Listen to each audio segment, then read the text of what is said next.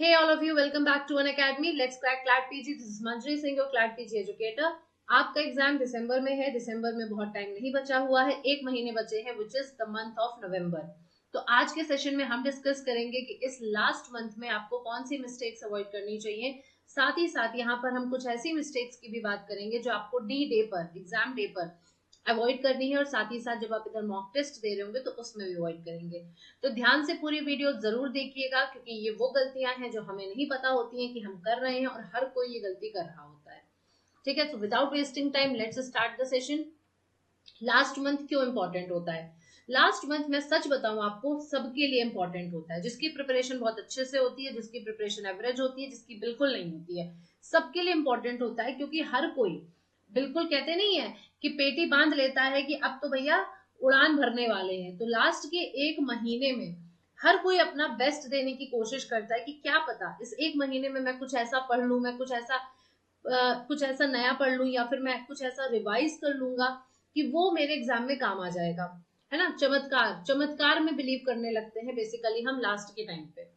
तो लास्ट का मंथ जो मैटर करता है आपके लिए, वो इतना है कि आपको क्लैट पीजी के लिए वो तैयार भी कर सकता है, क्लैट पीजी के लिए आपको तोड़ भी सकता है. कॉन्फिडेंस बहुत बड़ी चीज होती है. हमने सब कुछ पढ़ा है, हमें सब कुछ आता है, लेकिन अगर हमारे अंदर कॉन्फिडेंस नहीं है ना, तो वो अपने आप में हमें तोड़ने के लिए काफी होता है. तो लास्ट के 30 डेज आपके क्लैट पीजी के अटेम्प्ट को डेफिनेटली मेकअप भी कर सकते हैं, ब्रेकअप भी कर सकते हैं, और ये बात आपको माननी पड़ेगी. क्योंकि लास्ट मोमेंट पे पैनिक बहुत करते हैं बच्चे. अगर आप पैनिक करोगे तो आप अपना टाइम वेस्ट करोगे, और आप जो उस टाइम पे पढ़ सकते हो, जो आप कर सकते हो, वो आप नहीं कर रहे होंगे. सो बिकॉज ऑफ दैट ये सेशन इंपॉर्टेंट है. ये वो समय है जहां पे आपको चीजों को कंसोलिडेट करना है, ना कि बिखेरना है, समेटना है, बिखेरना नहीं है. ठीक है, क्या करना है वो तो इम्पोर्टेंट होता ही है, लेकिन क्या नहीं करना है वो बहुत इंपॉर्टेंट हो जाता है जब आपके पेपर में कम टाइम बचा होता है. सबसे पहली गलती, ठीक है, सबसे पहली गलती क्या होती है? कुछ नया पढ़ लेते हैं. पढ़ते पढ़ते पुराने सब्जेक्ट्स बोर हो गए हैं, चलिए एक काम करते हैं, कुछ नया पढ़ लेते हैं. थोड़ा सा मन बदल जाएगा, थोड़ा सा मूड फ्रेश हो जाएगा, क्या पता ये सब्जेक्ट आ जाए. तो प्लीज ऐसी थॉट्स अपने दिमाग से बिल्कुल निकाल दीजिएगा, क्योंकि ये आपकी सबसे बड़ी भूल होगी जहां पे आप नए सब्जेक्ट्स पढ़ने वाले हो. यहाँ पे मैंने आईपीआर और टीपीए जो लिखा है, उसका मतलब ये नहीं है कि आईपीआर और टीपीए आप नहीं पढ़ेंगे. मैंने बस एक एग्जाम्पल के तौर पे यहाँ पे लिखा है कि मान लीजिए अभी तक आपने आईपीआर टीपीए नहीं पढ़ा है. ठीक है, आपको कुछ भी नहीं आता है, थोड़ा बहुत पढ़ा है वो एक अलग कॉन्टेक्स्ट है, लेकिन आपने बिल्कुल कभी नहीं पढ़ा है, आपको कुछ नहीं आता है. तो अब इस पॉइंट पे इतने टेक्निकल सब्जेक्ट को मत उठाइएगा. ठीक है, ये टेक्निकल सब्जेक्ट्स हो जाते हैं, तो कुछ टेक्निकल सब्जेक्ट्स आप बिल्कुल नहीं उठा सकते लास्ट मोमेंट पे. मैं उन सब्जेक्ट्स की बात नहीं कर रही हूँ, जैसे कि आप अगर कोई कोर सब्जेक्ट पढ़ रहे हैं और उसके साथ साथ कोई माइनर आ गया है केस में, तो आपने कहा चलो थोड़ा सा इसको देख लेते हैं. मैं वो बात नहीं कर रही हूँ. मैं यहाँ पर पूरा पूरा एक सेपरेट सब्जेक्ट स्टार्टिंग से पढ़ने की बात कर रही हूँ कि वो आप नहीं पढ़ेंगे. हाँ, आपको यहाँ पर उसको मजबूत करना है जो आपको ऑलरेडी आता है. जो आता है अगर फिर भी आप मिस्टेक कर रहे हैं, आपको उसको स्ट्रेंथन करना है, ना कि आपको उसको हल्के में लेना है.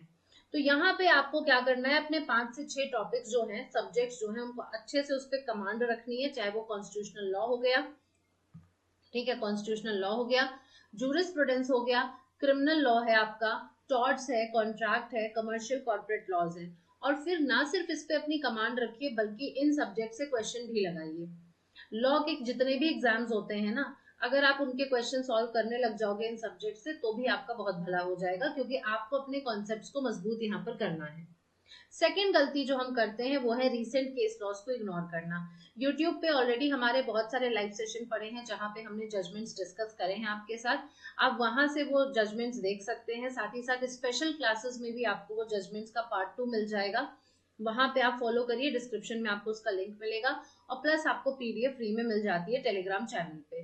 तो आपके पास अगर इतना सोर्स है तो फिर आपको उसको इग्नोर करने की जरूरत क्या है? अगर आप मिस्टेक, यहाँ पे मिस्टेक आप क्या कर रहे हैं, आप केस लॉस को इग्नोर करके सिर्फ और सिर्फ बेयर एक्ट्स पर और थ्योरीज पे रिलाई कर रहे हैं, जो बिल्कुल भी सही नहीं है. आपको बेयर एक्ट और थ्योरी पे रिलाई करना है, but that is not only the source. ठीक है, आपका सोर्स यहाँ पे रिसेंट केसेस भी है. तो मिनिमम मिनिमम मैं बोलूंगी कि 2023 हो गया, 24 हो गया, 25 भी हो गया, 25 यहाँ पे स्किप हो गया है, 25 भी हो गया, उसके जजमेंट्स को डेली रिवाइज करिए. सुप्रीम कोर्ट और मेजर हाई कोर्ट के जजमेंट्स को, जिसमें अगेन आपका फोकस उन्हीं 5-6 कोर सब्जेक्ट्स पर होना चाहिए जो आप रिवाइज कर रहे हो. नए सब्जेक्ट नहीं उठाएंगे, नए सब्जेक्ट के केसेस नहीं पढ़ेंगे। हाँ, आप यहाँ पे वो सब्जेक्ट्स पढ़ेंगे, वो केसेस उन सब्जेक्ट्स के पढ़ेंगे जो आपको अच्छे से आते हैं। सोर्सेज हमेशा से मैंने बोले हैं, एससीसी ऑनलाइन है, लाइव लॉ है, बार एंड बेंच है, और भी बहुत सारे आपको मिल जाएंगे थोड़े बहुत वाले वेबसाइट जहाँ पे आपको केसेस की समरी वगैरह मिलती है। Third mistake, not practising full length mock. अगर आप फुल लेंथ मॉक प्रैक्टिस नहीं कर रहे हैं तो ये मिस्टेक आपके पार्ट पर हो रही है। फुल लेंथ से यहाँ पे ये मतलब नहीं है कि आपको 24 पैसेजेस का ही मॉक लगाना है। यहाँ पे 120 क्वेश्चन लगाने से मतलब है, इससे फर्क नहीं पड़ता है कि वो 20 पैसेजेस है, वो 24 पैसेजेस है, 12 पैसेजेस है, क्योंकि भले 2 साल से 24 आ रहा है, लेकिन वी नेवर नो कि वो पैसेजेस के काउंट में अगर कुछ चेंजेस करना चाहे तो वो कर सकते हैं, क्योंकि अभी केस भी हुआ था, है ना, केस आपका चला था, तो हो सकता है कि थोड़ा बहुत इधर उधर कुछ चेंजेस वो करें। हालांकि कोई बड़ा पैटर्न चेंज होता तो वो हमें बताते, लेकिन ऐसा नहीं बताया है। तो 120 क्वेश्चंस तो डेफिनेटली रहेंगे, बट जो पैसेजेस होते हैं ना, उसके काउंट में ऊपर नीचे हो सकता है। 2 बार से नहीं हुआ है तो चांसेस तो 90% है कि 24 ही आएंगे, लेकिन हो सकता है कि कहीं 12 आ दे दें या फिर 20 दे दें। तो ऐसा नहीं है कि आपको कंसोर्शियम ने कह रखा है कि हम 24 पैसेजेस देंगे। तो कुछ एस्पिरेंट्स यहाँ पे क्या करते हैं, बार बार रिवाइज करते रहते हैं, उनको लगता है बस हम पढ़ते रहेंगे और हमारा एग्जाम अच्छे से हो जाएगा, मॉक्स नहीं देते हैं। ठीक है, आपको यहाँ पे मॉक देना जरूरी है। अगर आपके पास मॉक्स अवेलेबल नहीं है तो बहुत इजी मेथड है, आपके पास बुक्स होंगी, ठीक है, आप बुक का एक सेट बनाइए, बुक का 120 क्वेश्चंस का आप एक सेट बनाइए, और आप आराम से बैठ के एग्जाम के माहौल में आप बैठ के वो क्वेश्चन भी अगर सॉल्व करोगे तो भी कुछ ना कुछ बेनिफिट आपको डेफिनेटली मिलेगा, क्योंकि मार्केट में क्लैट पीजी के लिए बुक तक नहीं है। तो यहाँ पर आप अगर कहीं से भी मॉक्स आप परचेज कर सकते हैं जो भी आपके लिए अवेलेबल है, और कम से कम 5 से 6 मॉक मिनिमम, एक महीने में मैं ज्यादा बोल भी नहीं सकती आपको कि ज्यादा लगाइए, बट मिनिमम 5 से 6 मॉक्स आप जरूर लगा के जाए, उससे आपकी प्रिपरेशन चेक होगी। ठीक है, इसकी वजह से क्या होता है, जब आप मॉक्स नहीं लगाते हो तो पुअर टाइम मैनेजमेंट, आप 120 क्वेश्चन कितने टाइम में हैंडल कर रहे हो वो आपको नहीं मालूम पड़ता है। तो 2 फुल लेंथ मॉक आप कोशिश करिए पर वीक जरूर लीजिए एग्जाम लाइक कंडीशंस में, यानी 2 घंटे नेगेटिव मार्किंग के साथ। एंड यहाँ पे आपको सिर्फ स्कोर एनालाइज नहीं करना है, बल्कि आपको ये देखना है कि एक क्वेश्चन में आपने कितना टाइम लिया, एक पैसेज में कितना टाइम लिया, पर सब्जेक्ट आपकी एक्यूरेसी कितनी थी, कौन से क्वेश्चन आपने स्किप करे हैं। और ये आपको ध्यान रखना है कि जब आप प्रैक्टिस करते जाओगे, एक बार करा एनालाइज किया, दूसरा किया एनालाइज किया, जब ये प्रैक्टिस आप रिपीट मोड पे करते रहोगे ना, तो आप एग्जाम के लिए प्रिपेयर हो जाओगे और एग्जाम फियर आपका पूरी तरीके से खत्म हो जाएगा। Fourth mistake, over revising the notes without questions. जी हाँ, हम बिना क्वेश्चन प्रैक्टिस करे सिर्फ नोट्स रिवाइज करते रहते हैं, हम बार बार हम नोट्स पढ़ते रहेंगे। ठीक है, वो हमें लगता है कि दैट इज वेरी प्रोडक्टिव, हमें तो चीजें याद हो रही है, but it's a trap. Yes, passive revision जो होता है, लो रिटेंशन, जितना ज्यादा आप रिवाइज करोगे ना उतना ही आपका फोकस कम होता चला जाएगा, क्योंकि जब शुरुआत में हम कोई चीज पढ़ते हैं तो बहुत फोकस के साथ पढ़ते हैं। जितनी ज्यादा आप रिवीजन करोगे उतना आपको ये रहेगा ये तो मुझे आता है, ये तो बस मैं पढ़ रहा हूँ, तो आप कहीं ना कहीं खुद को ना सेटिस्फाई कर रहे हो यहाँ पे कि हाँ मैंने रिवीजन तो किया है, भले आपके दिमाग में कुछ गया हो या ना गया हो।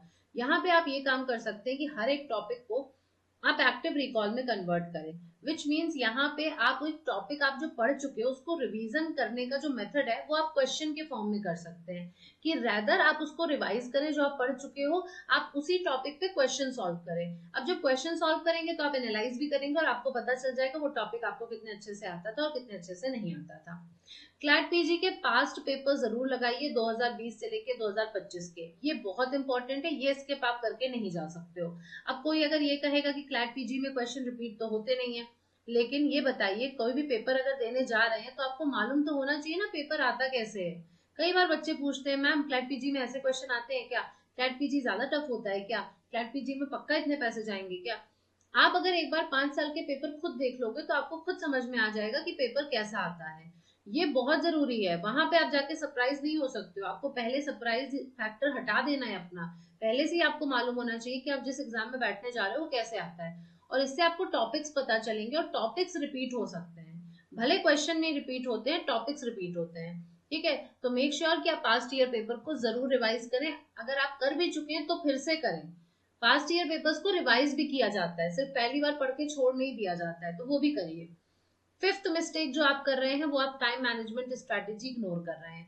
तो 2025 के पेपर में कई कैंडिडेट्स का कहना था कि ये मॉडरेट था लेकिन लेंथी था, ठीक है, बिल्कुल सही बात। लेंदी बहुत था क्योंकि पैसेजेस भी लेंदी थे, क्वेश्चन भी लेंदी थे, ऑप्शंस भी लेंदी थे, तो टाइम लग रहा था। मॉडरेट इसलिए था क्योंकि अगर टाइम मिल जाता तो पेपर अच्छे से सॉल्व हो जाता। तो मिस्टेक यहाँ पे आप क्या करते हैं, आप सारे क्वेश्चंस को बराबर ट्रीट करते हैं। आपको लगता है अगर ये क्वेश्चन मेरा 5 मिनट ले रहा है तो अगला भी 5 मिनट लेगा। नहीं, आपको ये मालूम है कि आपका खुद का कोई बैलेंस नहीं है सब्जेक्ट्स को लेके। आपका भी कोई सब्जेक्ट बहुत स्ट्रांग होगा और कोई बहुत वीक होगा। और फिर ये भी होता है उस दिन कि आपको पता नहीं कौन से सब्जेक्ट में कौन सा पैसेज कौन सा केस आ गया है, आपको आता भी है कि नहीं आता है। तो उन सारी चीजों पे डिपेंड करता है कि आप उस क्वेश्चन को, उस पैसेज को कैसे ट्रीट करने वाले हो। You can not treat every passage और every question equally.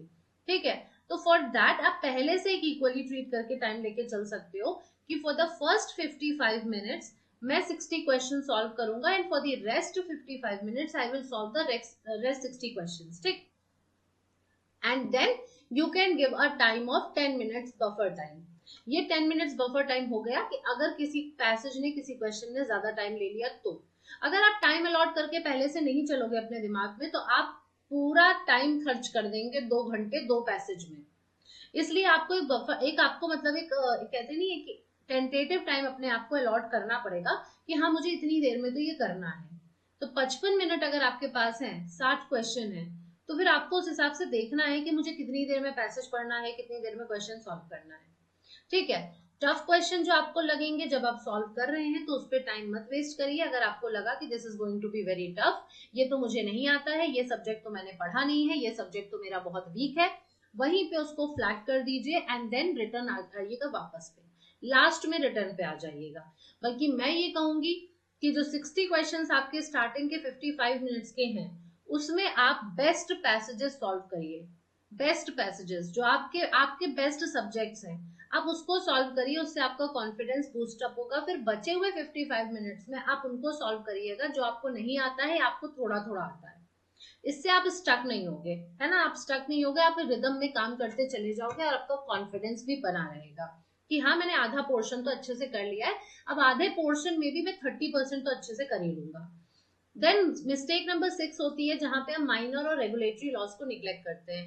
Over the last 3 years हमने देखा है कि competition law, IPR, environmental law, corporate governance, SEBI हो गया, कमर्शियल लॉज, इन सबसे क्वेश्चन बहुत बड़े हैं। तो आपको थोड़ा सा इन पे ज्यादा फोकस करना पड़ेगा क्योंकि ये है जो पेपर को टफ बनाता है। कॉन्स्टिट्यूशन हर कोई पढ़ता है, क्रिमिनल लॉ हर कोई पढ़ता है, जूरिस हर कोई पढ़ेगा, इंटरनेशनल लॉ, कॉन्ट्रैक्ट, टॉर्ट्स, ये सब हर कोई पढ़ता है। कमर्शियल सबका अच्छा नहीं होता है, कॉर्पोरेट सबका अच्छा नहीं होता है। तो आपको ये देखना पड़ेगा कि हाँ ये डिसाइडिंग फैक्टर बनेगा जब आपके सिलेक्शन की बात आएगी। तो आप अगर इनको कंप्लीटली स्किप कर रहे हो तो ये आपकी गलती है। आप कंप्लीटली स्किप नहीं कर सकते हो, भले आप इसको थोड़ा थोड़ा करो। ठीक है, तो 2 से 3 दिन कम से कम इनको एक एक पेज का समरी तैयार करिए, 2 पेज 5 पेज जो भी आपको सुटेबल लगे। 5-5 6-6 क्वेश्चन हर एक टॉपिक से जरूर लगाइए। इससे क्या होगा, आपको कम से कम मिनिमम 10 नंबर का एडवांटेज मिलेगा, मिनिमम। ठीक है, फिर 7th गलती आप क्या कर रहे हैं, आप हेल्थ को इग्नोर कर रहे हैं और आप बहुत पढ़ रहे हैं। आपको टाइम पे ध्यान देना है, आपको ये देखना है कि आप किस वक्त पढ़ रहे हो और आप कितना पढ़ रहे हो। हमें लगता है जो है बस अभी है, हम ये भूल जाते हैं कि जो है वो दिसंबर वाले दिन में होने वाला है, वो दिसंबर में होने वाला है, ये हम भूल जाते हैं। अभी नवंबर है, अभी नवंबर स्टार्ट होगा, हम लग जाएंगे जोरों शोरों से, 16-16 घंटे 18-18 घंटे हम पढ़ने लग जाएंगे। बट हम ये भूल जाएंगे कि एक लेवल आएगा जब हम बर्नआउट हो जाएंगे। और लास्ट के जो 2 हफ्ते होते हैं वो बर्नआउट वाली सिचुएशन होती है जहां पर आप सोना नहीं चाहते हैं, आप ज्यादा से ज्यादा सिलेबस कवर करना चाहते हैं, आप बहुत ज्यादा कैफीन लेंगे, आपको एंजाइटी इश्यूज होंगे, बहुत दिक्कत होगी। ये अवॉइड करिए। एक बैलेंस्ड अप्रोच बहुत जरूरी है क्योंकि अगर आप अच्छे से सोएंगे, अच्छा खाएंगे, तो आपका दिमाग भी काम करेगा और फिर उस टाइम पे आप जो पढ़ रहे हो उसको रिटेन कर पाओगे। ज्यादा पढ़ के सब कुछ भूल जाना इज नॉट इम्पोर्टेंट, पढ़ के थोड़ा पढ़ के उसको रिटेन करके रखना, दैट इज इम्पोर्टेंट। तो रिकॉल और कॉम्प्रिहेंशन स्पीड जो होती है वो आपकी एग्जाम डे पे एकदम ड्रॉप कर जाएगी अगर आपने ऐसा नहीं किया। क्योंकि वो एग्जाम जो डे है ना आपका, वो खेल है टाइम मैनेजमेंट का, वो खेल है आपके दिमाग का। आपको वहां पे बहुत ही काम कंपोज होना पड़ेगा, आपको अच्छी नींद आपकी पूरी होनी चाहिए उस दिन। ठीक है, आपको बहुत ही फिट फील होना चाहिए उस दिन, आपको एनर्जेटिक फील होना चाहिए, आप बिल्कुल भी अपना अटेंशन इधर से उधर डाइवर्ट नहीं कर सकते हो उस 2 घंटे में, क्योंकि आपको पैसेज बहुत अच्छे से पढ़ना होता है with very fast reading speed. आपकी मतलब आपकी रीडिंग स्पीड बहुत जल्दी होनी चाहिए। देन उसके बाद आपको क्वेश्चन सॉल्व अच्छे से करने हैं, ठीक है। क्वेश्चन सॉल्व करने में इतना अटेंशन होना चाहिए कि जो मैंने पैसेज पढ़ा है मुझे पता है कि ये दे रखा है आंसर कि नहीं दे रखा है। तो फोकस बहुत चाहिए क्लैट पीजी में। उस फोकस को मेंटेन करने के लिए आप अपने को ड्रेन नहीं कर सकते हो नवंबर मंथ में, और स्पेशली लास्ट 2 वीक्स में। तो स्टार्टिंग के इनिशियल 15 डेज में आपको जितना एक्स्ट्रा टाइम देना है पढ़ना है पढ़ लीजिए, लेकिन लास्ट के 15 दिन में आप अपने को ड्रेन मत करिएगा, ठीक है। कम से कम 7 आवर्स सोइए, थोड़ा बहुत एक्सरसाइज करिए, घूमिए टहलिए, वेदर एंजॉय करिए, ठीक है। रेस्ट करिए, मतलब हर हफ्ते में take 1 rest evening per week, मतलब एक इवनिंग में अपने को रेस्ट दे दो। वो संडे हो सकता है, वो कोई भी दिन हो सकता है, उस इवनिंग में कुछ मत करो, ठीक है। एंड एग्जाम के 2 रात पहले कोई नया मटेरियल बिल्कुल भी मत देखिए, हल्का फुल्का रिवीजन, ये बिल्कुल वो वाला डेडिकेटेड वाला रिवीजन भी नहीं, बिल्कुल हल्का फुल्का, ऐसे ही हवा में कुछ देखा क्या है क्या नहीं है। और अपना दिमाग एकदम शांत रखिए। जब आप काम एंड कंपोज रहेंगे ना, तो आधी जीत तो आपकी वहीं पर हो गई है। अगर आप एग्जाम वाले दिन एकदम फ्रेश मूड में जाएंगे, एकदम काम एंड कंपोज होके जाएंगे, तो आधी जीत आपकी ऐसे ही हो गई, बाकी तो आप अच्छा परफॉर्म करके आएंगे ही आएंगे। सो टोटल आपको करना क्या है, एक बार फिर से इसका रिकैप देख लेते हैं। आपको नए सब्जेक्ट्स स्टार्ट नहीं करने हैं, आपको रीसेंट जजमेंट्स इग्नोर करने हैं। सॉरी सॉरी सॉरी, ये मिस्टेक्स है, सॉरी, ठीक है, ये मिस्टेक्स है। मुझे लगा मैं वो बता रही हूँ आपको करना क्या है। करना आपको ये है, एक्शन प्लान ये है, ठीक है। This is the summary mistakes की। जब आप नए सब्जेक्ट स्टार्ट कर रहे हैं तो वो नहीं करना है। अगर आप रिसेंट जजमेंट्स इग्नोर कर रहे हैं तो वो आपको नहीं करना है, ठीक है। अगर आप मॉक्स स्किप कर रहे हैं, अगेन नहीं करना है। पैसिव रिवीजन कर रहे हो, नहीं करना है। टाइम मैनेजमेंट का कोई प्लान नहीं है, गलत बात, प्लान बनाइए। माइनर लॉस को निग्लेक्ट कर रहे हैं, गलत बात, बिल्कुल इग्नोर मत करिए। एंड हेल्थ को इग्नोर बिल्कुल मत करिए। तो करना क्या है, हफ्ते में 2 मॉक्स लगाने हैं, 3 घंटे पर डे रिवीजन, है ना। ये नहीं है नए मॉक्स, अगर आप पुराने मॉक्स भी लगा चुके हो तो आप उसको भी रिवाइज कर सकते हो, कोई दिक्कत नहीं है, ठीक है। 3 घंटे कम से कम रिवीजन, पढ़ाई का टाइम अलग है, 3 घंटे में फिर सिर्फ रिवीजन की बात कर रही हूँ जो आप ऑलरेडी पढ़ चुके हो। उसमें मिनिमम मिनिमम 30 मिनट्स आपका केस लॉज रिवाइज करने का होना चाहिए, ज्यादा ले लीजिए कोई दिक्कत नहीं है। पर वीक में 1 घंटे आप regulatory laws and commercial laws के लिए थोड़ा सा अलग टाइम निकालेंगे, ठीक है, अलग टाइम निकालेंगे, क्विक नोट्स वगैरह आप बनाएंगे, क्योंकि इसका वेटेज यहाँ पे बढ़ता हुआ दिखा है, ठीक है। तो ये हो गया आपका मिस्टेक्स आज का सेशन, जो आपको ध्यान रखना है।